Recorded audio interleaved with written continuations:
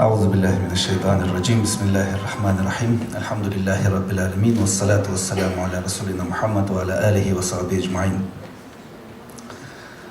Saygılı misafirler, saygılı teşkilatçılar, Allah razı olsun bugün bizge böyle güzel bir merasim hazırlaganınız için. Hakikaten her türlü kesimden her türlü insanlar toplandı ve aynı masalarga oturdular. Bu da bizge daha çok şeylerge malik olabileceğimizni ve parlak geleceğimiz olabileceğinin umutunu biri. Afsus ki halkımız pek keskin ve pek ağır imtihandan geçe. Türlü bizim gücümüz yetmeyecek güçler etrafımızda türlü fitneler, türlü intrigalar yapıp dura. Ve biz halk olarak onlara nasıl karşı çıkacağımız, onlara nasıl kuruşacağımızı şimdilik bir planımız yok gibi görünüyor ama böyle toplaşularla, böyle kafa kafaya vermekle Muftizade fondu gibi çalışmalarla ve onun gibi onlarca, yüzlerce çalışmalar var Kırım boyunca. Biz bu yolumuzu bu şekilde tapacağımıza eminiz. Ramazan ayındamız. Hepinizin Ramazanınız mübarek olsun. Yarısını geçtik. Ramazan ayı bereket ayıdır, Kur'an ayıdır. İnşallah hepimizge, evlerimizge, bizge, horantalarımızga Allah-u Teala bereketler verir. Bu ayda yapacak dualarımızın da kabul eder ki biz halk olarak bölünmeden, parçalanmadan yol tapmamızga yardım eder. Çünkü Allah'ın yardımı olmadan zor görünüyor. Ve elbette ki Allah deyimiz, Allah'ın ayı deyimiz, din deyimiz. Biz bu dinimizni de son sıraya koymamamız gerek.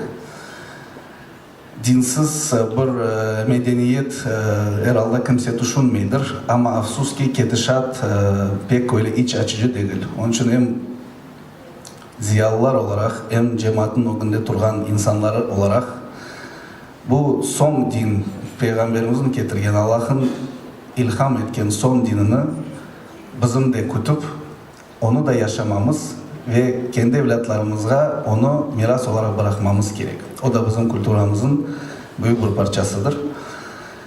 Umut etem ki inşallah hepimizin yüreğinde elbette ki iman vardır. Bu iman üzerinde çalışıp, bu iman nurlarını güçlendirip, dinimizni de son sırada değil, birinci sıralarda laf etip, onun alakalı düşüncelerimizi de o sırada düşünmemizni ben rica ettim. Çünkü elitanın dindar olması o halkın dindar olmasına yol açar. Elitanın dinden uzak durması, svetski takılması da o halkın dindarlıktan uzak durmasına yol açar afsus ki. Onun için bütün başka meselelerin dışında da bu dini yaşayışının halk içinde popülarizasyasının da mesuliyeti de biz endi özümüzün ziyalı saydık madem öyle dedi ağalarımız. Biz ziyalılar üstündedir. Bu vazifeni de unutmayın inşallah.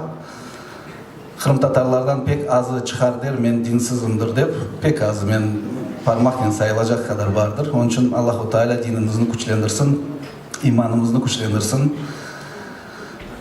Güzel çalışmalar yapmamıza nasip etsin. Bir mesele daha, yeni nesil dedik. Yeni nesil üstünde çalışmak dedik. Elbette ki herkes kendi sahasında çalışmalı. Herkes kendi şegirdlerin, kendi çıraklarını hazırlamalı. Bu mevzuda da yardımlaşmamız gerek. Çünkü yeni nesil büyüklerine baka, büyüklerin yapkan hareketlerine baka ve ona göre uzun yolunu seçmeye hıdıra. Onun için bu mevzuda eğer elbette ki bir konsensusumuz olsa, bir ortak platformalarımız olsa, o ortak platformalarda biz beyin fırtınaları yapıp, mozgovой штурмlar yapıp bir şekilde bir yol, bir gidişat seçecek olsak elbette ki yeni nesil içinde bu bir ruh olur. Yeni nesil de kendi dinine, vatanına, milletine saygılı insan olarak hayatını yaşamaya ve öz geleceğini kurmaya tırışır. Yani ben Kırım Tatarıyım demekten utanmasın insanlar. Bizim evlatlarımız öz tilinde laf etmeye utanmasınlar.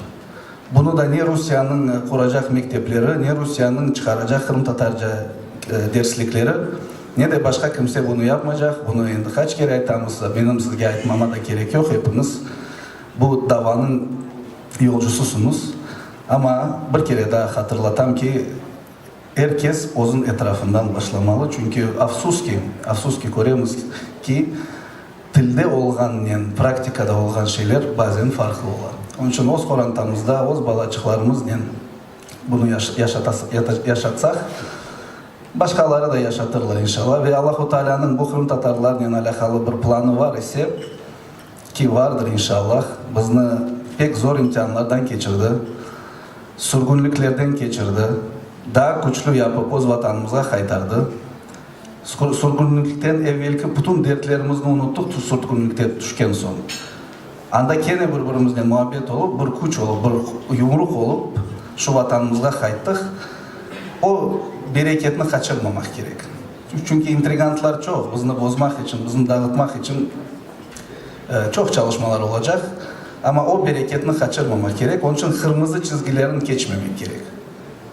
Kırmızı çizgini geçmek kolay, kaytışı yok ama. Onun için bunu da yani adımız var mı bilmiyorum ama tekrarlamayı gerek gördüm. Allah-u Teala hepinizden razı olsun. Her söz elbette ki burasının başkasının sözünden birer söz kese. Onun için ben sözlerimi bitirmek isteyeyim. Allah razı olsun. Kelgen ayaklarınız var olsun. İnşallah bu son konuşmamız olmasın. Plaşatkalarımız çok. Kırım Müslümanları Dini İdaresi plaşatkası da var. Geliniz, fikirleriniz, dini mevzuda yapabileceğimiz, sosyal mevzuda halk için ne yapabileceksek o plaşatkalarımızı kullanabiliriz ve çalışabiliriz. Allah razı olsun hepinizden.